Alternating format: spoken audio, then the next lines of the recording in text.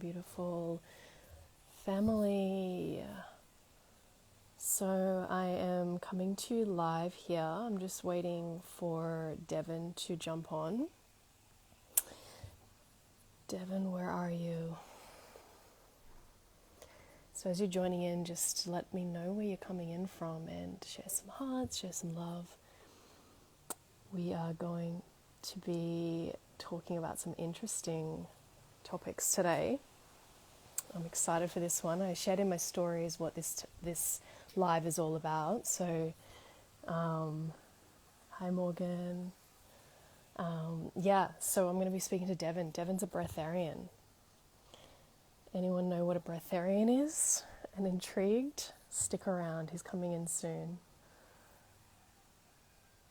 And I'll explain more about why this is so relevant and so important. Just waiting for him to jump in. Devin, where are you? I'll just share now anyway. Okay, so, oh my God, all the sisters from Nyack. Amazing, I'm coming there soon. So I wanted to bring in Devin. He is a Breatharian, and I recently discovered him through YouTube, actually. I talk a lot about self-sourcing your own energy through Tantra, through yoga, through breath, through meditation, and I think the epitome of self-sourcing, if you're going to put it in that way, is a Breatharian, someone who's living off pure prana. Okay, he's just in here. He's just joined. So if you can just request Devin to come on this live, then I can add you in. And I wanted to really vibe with him and share a bit about this practice and why self-sourcing is so important. Yeah, men can be here. This is for everyone. Okay. So, we're going to be starting soon, but okay, here we go.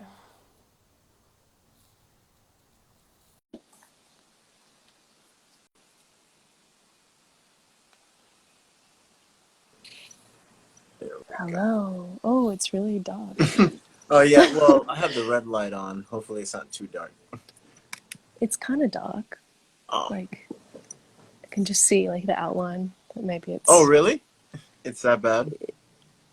Yeah, I mean, you can see your face, but it's like a bit hard, Okay. maybe because I'm outside. I don't know. Yeah, let's start all over again. Is that okay?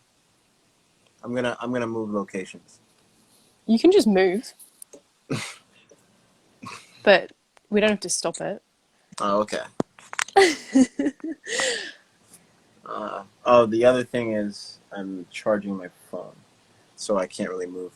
Oh, okay. All right, well, maybe we just kind of vibe with it. She can be a mystery man. I think everyone else can see you. Yeah, I think some people can see me. Yeah. Yeah, I think it's because I'm outside, and like it's a glare. Oh, true. Yeah. I can. Yeah. Yeah, I can see myself. I'm not too dark in here. Okay, cool. Awesome. So I've given everyone a little like brief of what we're going to be talking about today, mainly self-sourcing. So let's just kind of open up and start with like, what is a Breatharian? So I think a lot of people are probably like, whoa, this is extreme. Some people might not even know what that is. So True. if you want to just share what that is. Yeah, so it comes from the word inidia, which means someone who eats little or not at all, quote unquote. So there's your main point. But the in-depth definition is someone who sources their energy instead of food to expand their awareness of food. It's not in the sense of you stop eating, in the sense of you're eating from different sources. That's the main transitional point in that aspect of breatharianism, and that's the difference between anorexia versus this style of being and living. Yeah, because I think a lot of people, and even for me personally, I had a history of eating disorder. A lot of women have had this, even men. It's like really, you know, brings up a lot of that fear of like, well, is this just another form of anorexia? But when I look at you and I can see you in your videos, I found you recently through Sky's YouTube channel, Oh, and Scott, yeah. yeah, like you're not anorexic and you're not, you know, underweight. You're actually like what I see is just like a healthy weight and still muscle tone. And you've been breatharian, you shared for 3 years. Hmm. Oh, technically 4, in a sense. Okay. Well, it's been a 6-year journey, technically, and not, no, 7-year journey. It's been a 7-year journey. And then when I finally got deeper into breath and really honing on the practice in itself, that's when I slowly really transitioned to fully 100% liquids like I am now. Wow. Yeah, because this really just sparked something in me because I saw that video when I was doing my parasite cleanse. So I was just Mm. juicing over the weekend and just having herbs and really doing a full detox. So I got a lot of insights, and I've actually shared this a lot about how we are going to in the future have to really be sourcing our energy from not solely food Oh, sources because of it's definitely getting there for sure. yeah. Yeah, and you know there's many things we even talked about it, like the soil not being like nutritious anymore, and then food shortages, all the things. And I feel just, you know, when you see like a supermarket shut down, you see how many people go into pandemonium, like, oh my God, we need to stock up on food, you know? And it's like, you can survive a day without food. There's this deep psychology. So, I Yeah, mean, I want to share. yeah. There was a whole pandemic with Texas where they didn't expect Mm-hmm. the snowstorm and the cold. I had so many past clients and people within Breath Family. I don't like to say clients, but people in Breath Family. Um, every so many people from Texas were hitting me in the DM saying, "Thank you for teaching me the urine therapy." That's one, but the breath work, and they're doing breath work with their families finally because they have nowhere else to go, and you know they're actually helping their own families really breathe through that emotional trauma of a winter storm. So that Mm, was really cool. Um, just getting that feedback, and that really hit me, like you were saying before, where you'll see some supermarkets shut down, and literally what we've been through, you don't think it may happen again. You never know, you really never know. So yeah. when all this happened, I was like, I feel like I prepared for this for the longest. So uh, it's really a powerful practice when you don't have to worry too much about your food source in that aspect, and you can find yourself going a couple days without it and still mentally be sane and happy. The key thing to this type of lifestyle is happiness, for sure, and that's the difference between anorexia. Again, when you're anorexic, and you know, you said you've experienced it. Do you want to share a little bit about your emotional side of the anorexia and also the judgmental side, which is pretty powerful, and how it plays a key in the psyche in Mm. moving forward as within your path? You want to share that if you don't mind? Yeah, well, you know, I think it really came down to that. It was coming from this sense of control or yeah, from a self-hatred perspective, like depriving myself and really just, yeah, it was more linked with depression, to be honest, and a sense of trying to control like my weight, Mm. focusing so much on the physical. And then, you know, recently, in the past few years, as I've gone deeper into tantra and meditation and the practices that I do, I only eat one meal a day now. And my weight is, if I was eating that was what I was eating back then as an anorexic, but I was like so underweight. And it's very interesting when the mindset around it shifts. Like right now, I eat one meal a day purely because I am full if I eat more than one meal. I'm just like, we don't need 3 meals a day, like, because I'm doing so much, you know, the breath work and like meditation. I'm sourcing vertically Yeah, that and your fills tantric me. practice. I was not surprised when you hit me in the DMs and you said what you're going through and what you're, you switched to that one meal process. I was not surprised because that sexual energy that you've cultivated and your practices, that is that's the basic foundation of this type of lifestyle, this pranic lifestyle in a sense. Because when you build up that foundational aspect, what are you doing every day in itself? When it comes to food, you're eating it every day, right? In terms of the mechanisms of eating. Eating in itself is technically a meditation. That's why they say, "Let thy food be thy medicine."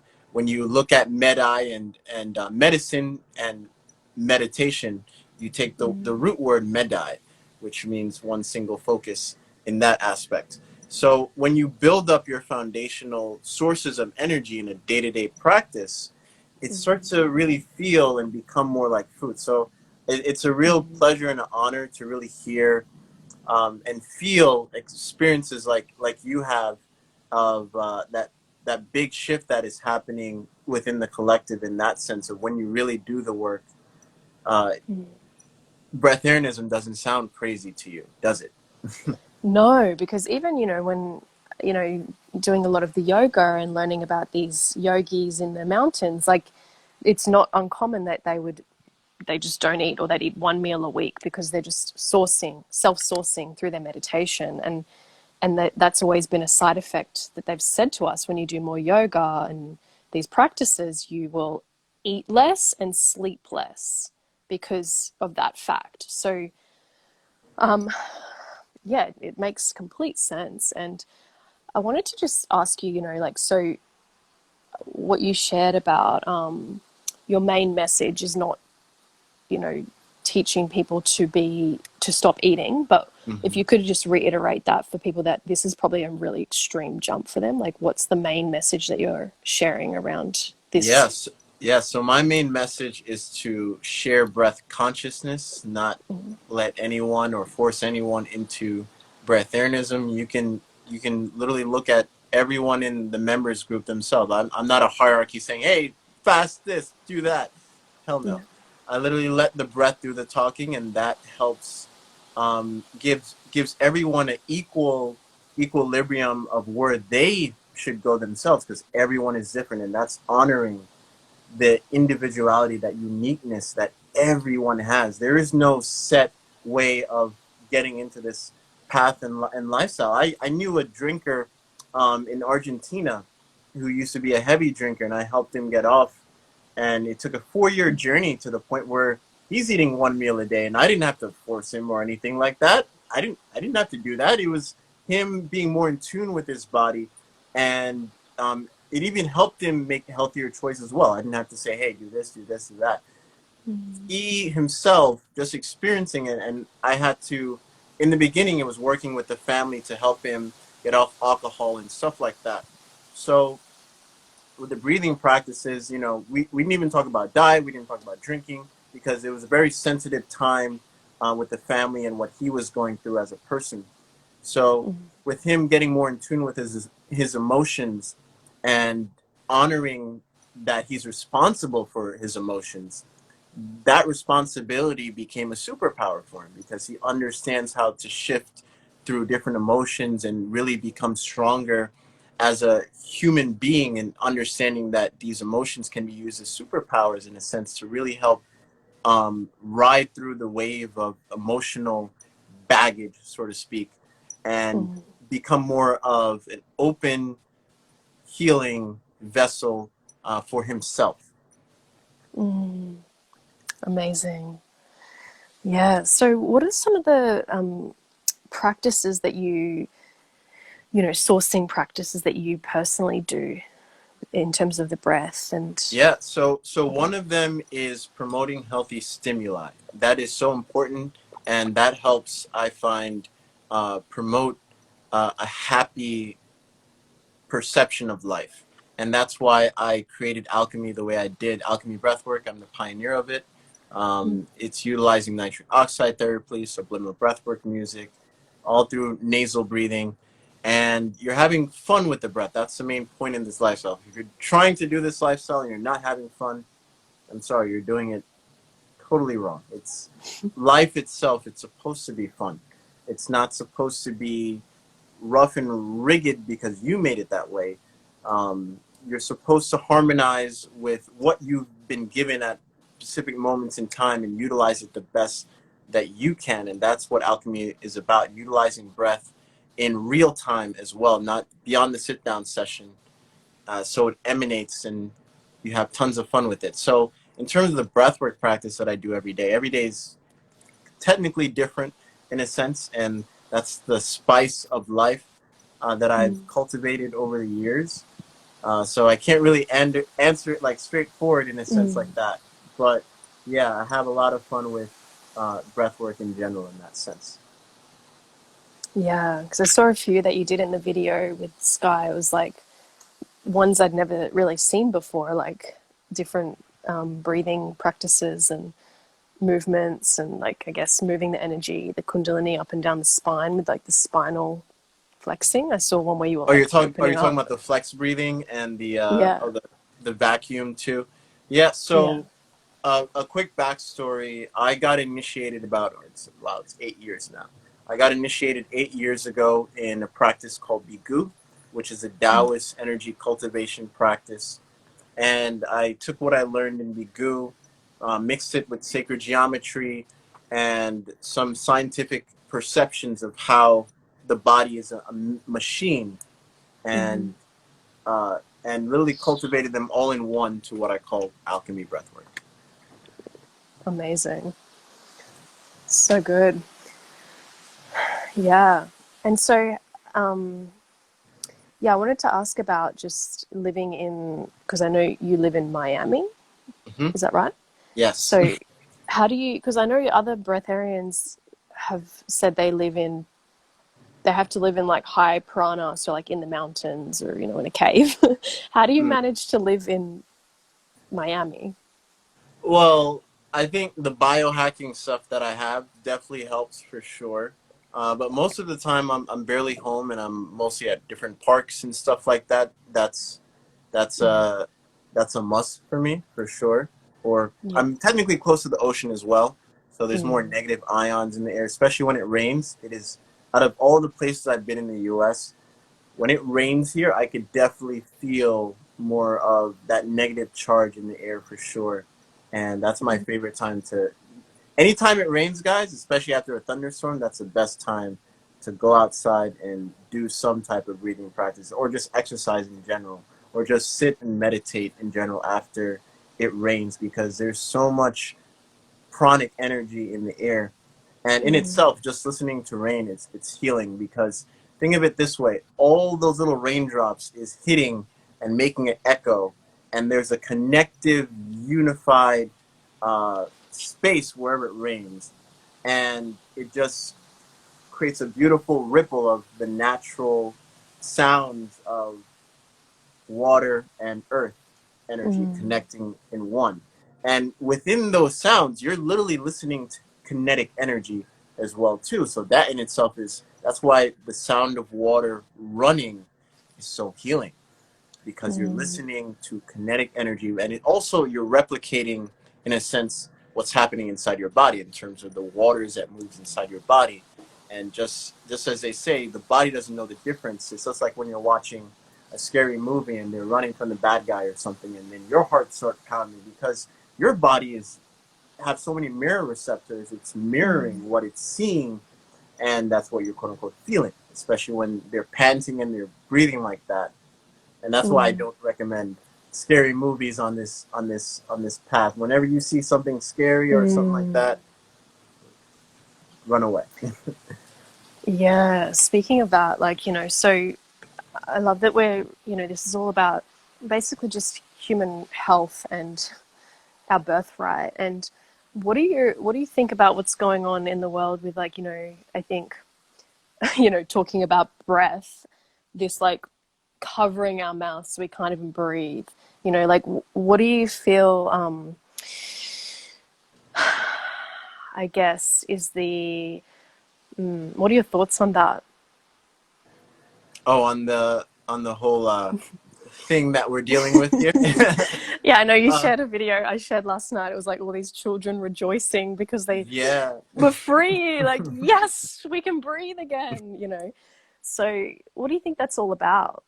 Like, maybe from like a higher perspective. I look at this whole thing as a good and a bad thing at the same time, or just or an acceleration, so to speak. Forget the good and the bad. It's definitely an acceleration. It's an acceleration of, oh man, I didn't realize me having this mask on, I'm suffocating my breathing. I really can't breathe with this mask on. Some people it'll definitely hit. Some people, Mm. unfortunately, it may not hit. But for those people, I feel like maybe it's been a long time coming. A lot of people, when this whole thing started, I started to realize, hey, more people are paying more attention to breath work and breathing Mm. practices in that aspect. But unfortunately, for those who uh, are stuck in ignorance, maybe, unfortunately, you're going to see a huge uptick. It may not be now. I think it already has started. I actually predicted this a couple of years ago.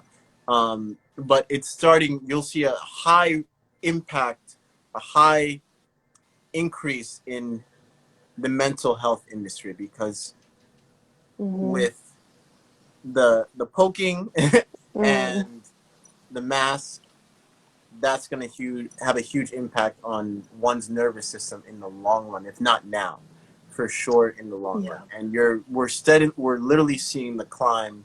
Unfortunately, it's a heavy increase, but I truly believe there's also a heavy increase in people in the know, because when people are at home most of the time, hopefully you used the time you've been given. If those slowdown times where you couldn't really do anything, hopefully Mm. you use that time to really work on yourself and improve. And most of those people are coming out now, and we're Yeah. blossoming. So there's definitely a balancing. It's not really balancing. It's just a natural law of the world where, sure, you may see an increase in some may deem evil or negative, but there's also an increase in the positive impact, for Mm. sure. Because uh, let's be real here, in terms of the human connection, Mm. I truly have compassion for, in this journey, I definitely have more compassion than I ever did before. And when we're dealing what we're dealing with in terms of the disease, whatever you want to call it, people are starting to have more compassion even in that sense. So, like I said, it's a bittersweet thing to be aware of, but I think compassion is definitely, uh, never let go of that. Never let go of the compassion for what maybe that person believes or that person believes. Still Mm. have a clear, direct energy connection to what you believe, in the sense for the highest good that is, and you cannot you can't go wrong in terms of your path for sure, especially the day and age that we're living in now. Mm. Yeah, I definitely agree with that. Like, I've seen so many, even people in my own family, fully accelerate on their awakening to the truth in this past year. Mm-hmm. And seen people in the extended community that I thought, maybe this lifetime they won't really wake up to the truth, actually wake up. So I think it really is really, it's like with that darkness kind of energy of like, this pressure and like going against human rights and all these things is like such a negative force that's like pressurizing people to like catapult into their initiation into Yeah. their kundalini awakening essentially. And I think a lot of it's kind of like, a lot of people are like, oh shit, we got to go off grid now and build a plant our food supply. That's a big thing. People are going back Oh into yeah, right now. Yep. primal brain. It's like, okay, so if the economy goes to shit, that we need to have our own food. We can just plant a garden out the back. But yeah, I think there's like the next level. It's like, you know, there's talk of them even like banning that, or Oh yeah. corrupting that system. So it's like, well, let's just turn to the true source. Yeah, Plug in. my partner, she's from the Philippines, and I didn't even know this was a thing, but certain countries, they don't allow you to plant certain vegetables and fruit. I'm like, what? Yeah, Why is that a law? Why? I I don't know. understand. I don't get it. It's And wild. it's, and especially poor. I don't want to say poor countries, but um, different countries in that caliber. Unfortunately, like it just doesn't make sense to me why Yeah. you're not allowed to plan. It's like, at that point, just solely rely on the government. Like, really? Like, Mm, is that what we're made to live for? Nah, nah. no. And that's the thing. It's like more and more people realizing that and realizing that the power actually lies within our hands. We're not a victim or subservient to this force. It's actually they really need us to be working for them. And I think a lot of people are really under the delusion that they're mum and dad and they're just going to look after us forever and ever. And they've got our best interests when we're realizing now more and more people like actually, I don't think they really give a shit about our health and well-being, you know. Oh, but And it's I just want to let you know they definitely hear us. Okay, like I can only imagine if everyone just submit. I think we'd mm, be in a total different dimension of reality at this given moment in time. And mm, for those who are on here and share different truths, but just exposing as much as they can within different areas of government, whatever that may be, you are heard. Okay, you are heard. I heard one senator. I don't know who this was, but he just alluded to the fact that yes, we see you guys.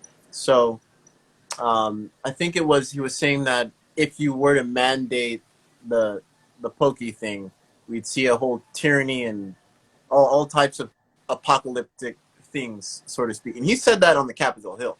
So for oh, him to say that on Capitol Hill, mm, that's a big thing. So everyone, yeah. no matter how small your voice is, you are making a difference. Especially if you're breathing right now, you're making a difference. It really is, you know, and even just seeing it in like small micro levels, you know, just when I've spoken out and said, no, I'm not complying with this, it's almost like I'll just test where they're at. I'm like, in a loving way, like, no, this is not in resonance with me. And they'll be like, try and enforce it. But then when a few more say no, then they're like, oh, okay, let's change the policy. So it's like, don't be afraid to be that first person to speak up, you know, and I think this is what you don't have to be, you know, aggressive about it, Mm-hmm. but knowing that you have the power within you, you know, and for someone like just you living your life in a proof and living proof of like that power that we have as a human being, as this powerful technology that can self source, like in its Mm-hmm. truest sense, like that's just a shows we all have this capability, you know, and we're not these victims and dependent on these governments and like our food even. It's like we can actually self-source our own prana. And I believe this is yoga and tantra. It's not just some trendy thing, you know. It's this is like your life force and your birthright, you know. These practices are essential to be a human, I feel, and to yeah. And I think we're really seeing the true sense of it now, you know. It's not just some fad, you know, or like Exactly. trending. Yeah, I love that.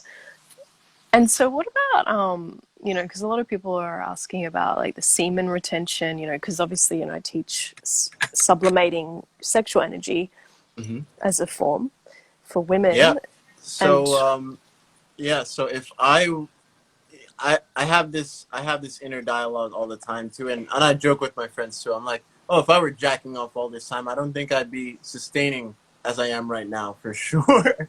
yeah, Because people need to realize there's nutrients within semen and menstrual blood in that aspect for women as well. So if one understands how to really move the energy within their bodies, uh, you can become a self-sustaining powerhouse where many people within semen retention, they themselves say, hey, I see this in terms of the no-fap trend.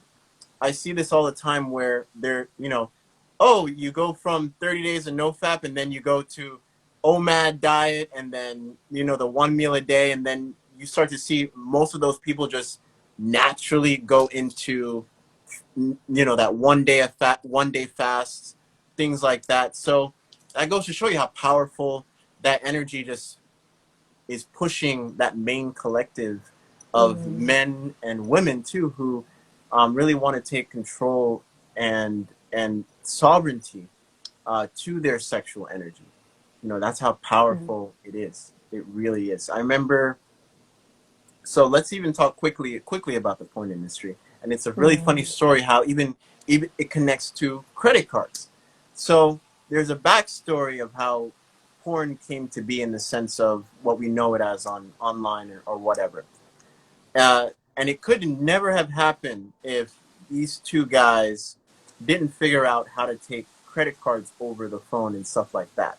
So when they did it, there was a lawyer type guy that came in to mitigate and help these guys really uplift their business in that aspect. And then it went into the porn industry, and then it actually expanded outwards into, buying stuff online, things like that. But the person who helped these guys got into the industry, and he was a family man, right? He's a family man, and him being in this industry for, I think, about 3 years he was in it, and he really wanted to get out. Little do people know as well, the origins of porn coming online is actually tied to the mafia. So there's some pretty dark energy behind what we know as porn today. And him being in that world, it broke his family down. It even really made him more a compassionate person too, leaving the industry the way he did. And it's a wild story. But when he left it, he got his family back. He even started practice semen retention because he was so overly stimulated in that aspect, and it changed his life 360. And because that's how we as human beings are literally overly stimulated, and overstimulation. When you think of going over something, there's going to be a crash, right? That's what it sounds like, a crash. So it's really important to slow down and really evaluate your value. And your value comes from the fact that everything is sexual energy in this sense. So you want to be cognizant of your sexual energy and learn how to utilize it in a powerful force instead of always giving it away to people who really don't care about you. Point blank period. Yeah. And that whole kind of vortex that just lures men in to just constantly be spilling the seed, and just all that life force just being there's a poured reason out. why it's I think it's technically, in my opinion, if there was no taxes involved, I think it's technically almost close to $1 trillion industry. If we're counting the whole entire world as a whole collective unit, that goes to show you how powerful sexual energy in itself is, and how it can be utilized as a weapon towards the male and the female of today. Yeah, it's really, really one of the deepest distortions, and just how so many get that sex education from that, and then they're hooked from the age of 13, maybe even younger, and just spilling out all that life force. Yeah, and I feel, when you do, practice tantra and even just breath work and even yoga, your vessel becomes a lot more refined, and then so the energy, in my experience, it's for, as women, it starts to move up the spine as opposed to always the downward energy. And so as women, we have less heavy periods. I only bleed one day, half the day. Thank you for sharing this. I would thank you. I'm gonna repost this on my page too, and it's a beautiful thing hearing other women within the space as well, talking about the reduction of menstrual blood. Even Yeah. even in Australia, there's scientists that studied women in Aboriginal tribes who eat like one meal a day or mostly fruit. They don't Mm. really bleed. They don't really bleed at all. It's Mm. natural. When I forgot which big blog influencer this was, but she was really scared that, oh my God, I stopped bleeding. I'm like, who is in her ear?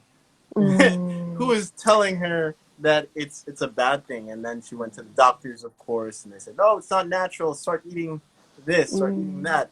It's totally natural. It's perfectly fine. Yeah. My partner, she only bleeds like every couple months now. Changing her diet and doing more breath work in that Mm. aspect. And she did blood tests quite recently. She's totally fine. So, Yeah. Yeah, same. Like my hormones are like so balanced, the most perfect bloods, everything. And it's like, yeah, as I've practiced more and more, the less and less blood I'm losing. And I know it's because my life force is not being, yeah, pulled down and just like depleted. It's being circulated through my body. And that's one of the biggest misconceptions. Like, if you look in a science book, it says for a woman, your average bleed is 5 to 7 solid days of bleeding. And it's like, no, that's like so much life force being like, that's like basically a man ejaculating, I feel probably like 5 times a day. Like he would lose a lot of life force. mhm. And women think that's normal, and it's actually not. And, yeah, all the yogic texts and all the yoga and tantra is always the main goal is like to reduce that this elixir, the sacred elixirs, the semen and the blood from pouring out, but instead, circulating that through the body because that's that sacred elixir of our seed potential.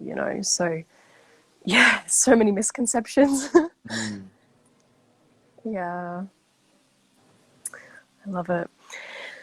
Well, okay, I'm just seeing some of these Yeah, comments. I'm Do you have open to anything? for any questions in that sense Yeah, if from your anyone has, community as well. can you see the questions? Can, Uh, can you see the words? yeah, I can see them. Okay. Does anyone have any questions?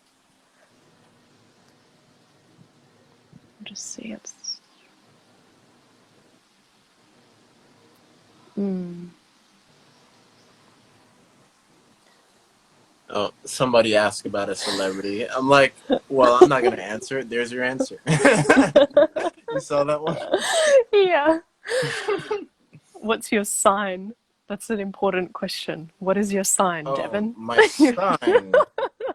So I'm gonna tell you what my sign is. Well, before I talk about my sign, I just want to share that um, there's one form of astrology that definitely gets overlooked, and it's the astrology of the human body. Mm. So if we look at Capricorn, which is my sign, if you have the whole entire body, I think Capricorn is your kneecap, literally your kneecap. Wow. And yeah, I'm a Capricorn. What's a Cancer? I think Cancer is. I don't know. I gotta look at the whole body thing. I think Pisces is your feet. I think Pisces is Mm, feet, which makes sense. I'm like, oh, okay, that really actually makes sense. the I fish. think Sagittarius is the head, like the middle of the Mm, head. I don't know what's the top, but it goes so deep in terms of the astrology on the human body. Uh, mm, and I say that to say that when we look outside of ourselves, it's just a reflection of our internal world. Just like the stars there, if you were to spread out your hands, what do you look like? You look like a star. mm. Yeah. Someone asked about the pyramid, and I'm curious as well. What is Oh, the copper yeah. pyramid for? Yeah, the pyramid, and since we're in the tantric space here too, for most people, however you view tantra, I want to respect that too, in that sense for people who are watching. So the pyramid promotes, uh, or I'll tell you, they did an experiment where they had a bunch of fruit, and they had one fruit inside the pyramid and one fruit outside the pyramid. And the fruit outside the pyramid deteriorated a lot faster versus the fruit inside the pyramid. And then my scientist friends who I've been working with, the one lady who owns this company, she said that she tests out the pyramid herself, and she said anytime you put it on and off, theta actually goes up. So it promotes high Mm. theta in that aspect and relieves a calming, healing energy. Okay, and it has to be copper Oh specifically. yeah. So this particular pyramid is orgone plated. It's not just Mhm. metal plated. So the process is the base would be like titanium or steel, and they would orgone plate it first, which is basically a bunch of crystals in powdered form, and then they ionize the gold and copper. This one is this one's a pyridine.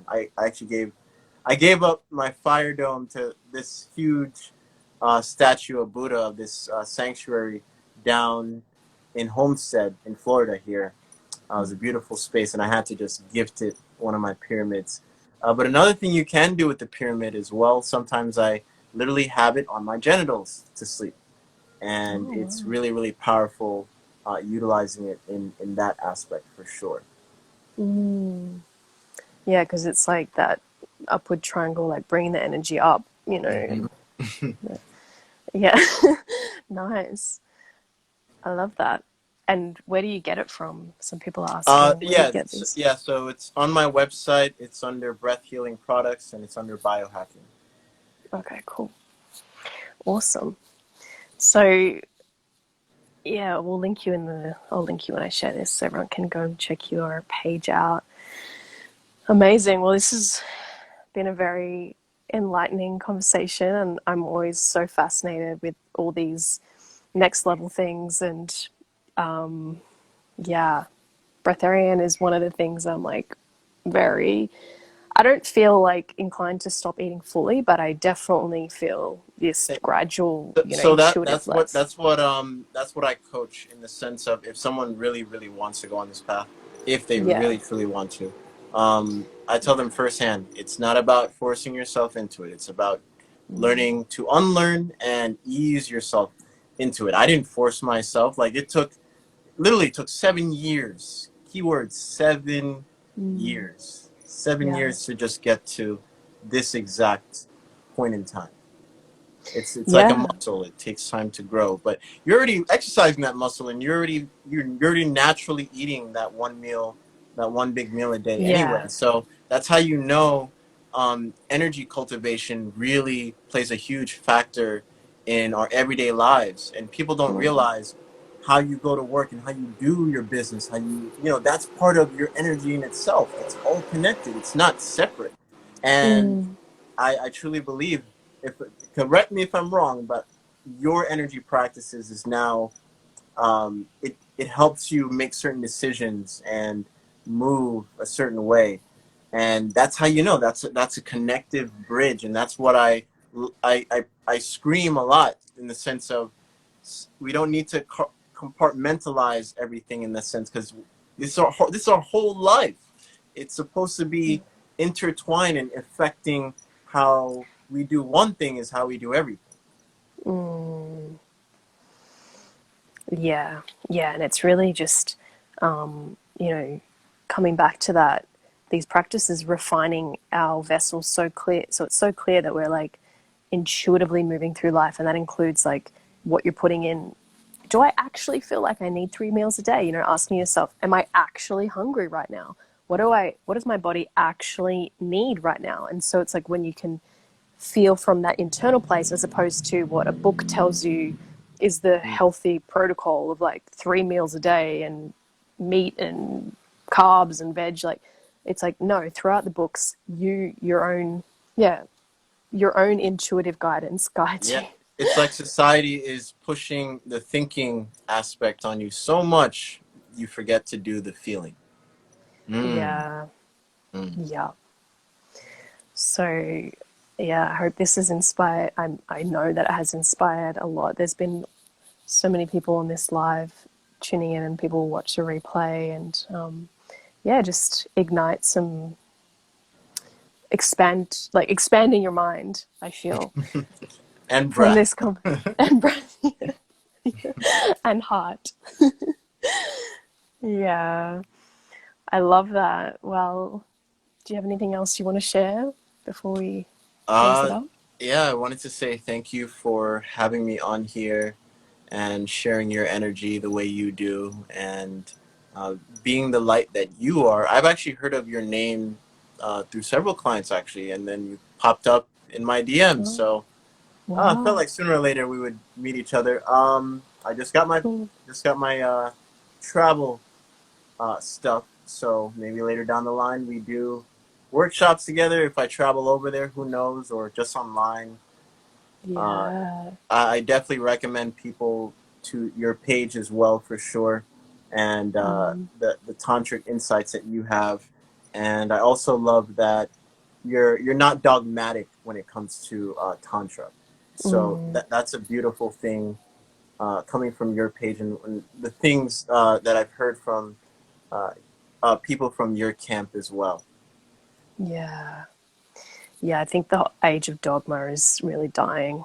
And yeah, it's like, yeah, we need more sacred rebels, you know, like Mm, you and I just forging the path and just, yeah, like coming to that deeper inner knowing. And yeah, it's like it's so needed right now. Speaking truth.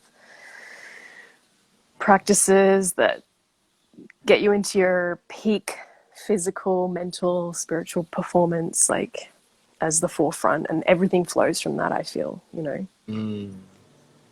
it's what it's all about. Amazing.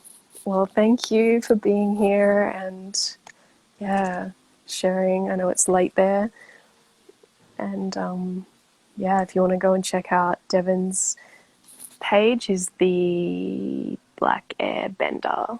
I'll tag With him all below. underscores. Yeah. Thank you all for sharing the breath. Thank you again, sister. Peace. Yeah. Thank you so much. Bye.